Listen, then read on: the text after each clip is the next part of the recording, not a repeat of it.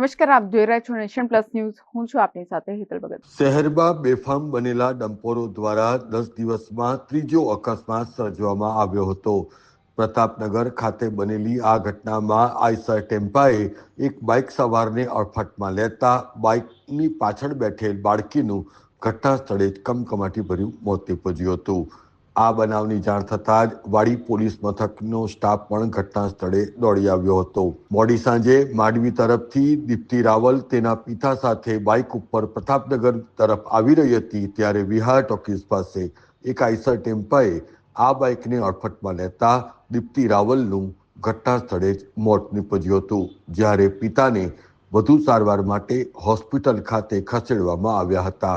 અત્રે ઉલ્લેખનીય છે કે આજે જ દીપ્તિ રાવલના પરિવારના ઘરે દીકરીનો જન્મ થયો હતો અને હોસ્પિટલમાં નવજાત દીકરીને મળવા જતા સમયે આ મોટી દીકરી કાર્ડનો કોળિયો બની જતા પરિવારમાં પણ માતમ છવાઈ ગયો હતો.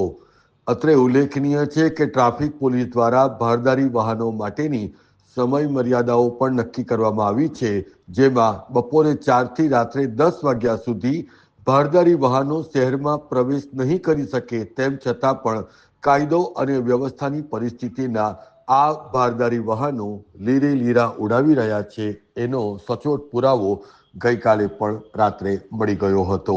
Bureau report, Nation Plus News, Vadodara. સમાચારોનો સતત અપડેટ મેળવવા માટે અમારી નેશન પ્લસ ન્યૂઝની યુટ્યુબ ચેનલને સબસ્ક્રાઇબ કરો, બેલ આઇકન દબાવો અને જોડાયેલા રહો ફેસબુક, ઇન્સ્ટાગ્રામ અને ટ્વિટર પર.